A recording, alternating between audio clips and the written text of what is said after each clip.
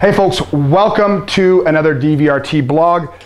What we're going to look at today is the lateral bag drag. It's a great drill, goes sideways real fast, can take up a lot of space if you have a lot of people in your group, and I want to hopefully present you with some solutions to move towards a strength or even a burly bag for doing your lateral bag drags. It's going to compact or shrink the space you need because the drag's not going to be near as far. One of those things where it goes sideways is people get to rip in that bag and get task oriented on us, right? So when we use our strength or the burly bag, that distance is going to be less. It's going to create more engagement because that heavier load. It's not about distance again. It's never been about that. It's been about creating stability and taking one of those legs out from underneath the table, if you will. So I'm going to get down and demo this. The other thing that's a really big crossover that you might not be able to put into real great context watching just this video is that when you do this drill with a heavier bag, you're tying with that lat, i.e. carry over to things like pull-ups, things like pressing, things like renegade rows if you love kettlebells like I do. There's going to be a really great carryover to that. So let's take a look at it with the strength bag here.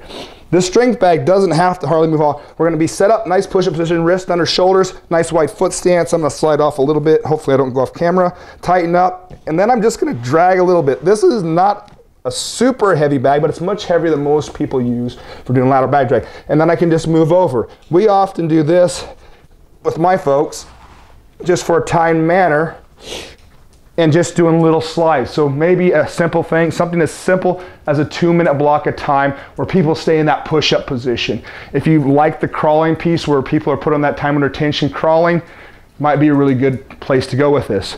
So space effective, carry over to a lot of great drills that are really important to us, and we start to get to create use with that heavier bag and not have to get too sideways soon.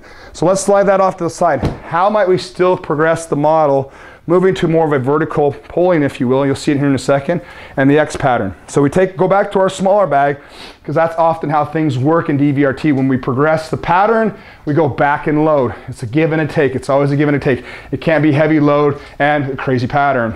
We went there in the 90s. So here, set up nice wide base. I'm going to be locked in. I'm going to reach back. That's a little bit far for me because I'm kind of vertically challenged. We're going to go reach back. I'm going to pull to the diagonal. So I'm still trying to keep everything locked in. I'm not buckling out on myself here. Diagonal, right? So it's right, vertical. I'm going to spin it just a smidge. I'm going to pull it down. Got myself across a little bit far, but we can make a quick adjustment. Diagonal, spin it, still locked in, down. One more time. So this is the quintessential X pattern in the ground-based model. As you can see, I'm taking up very little space in my facility. You need one piece of equipment.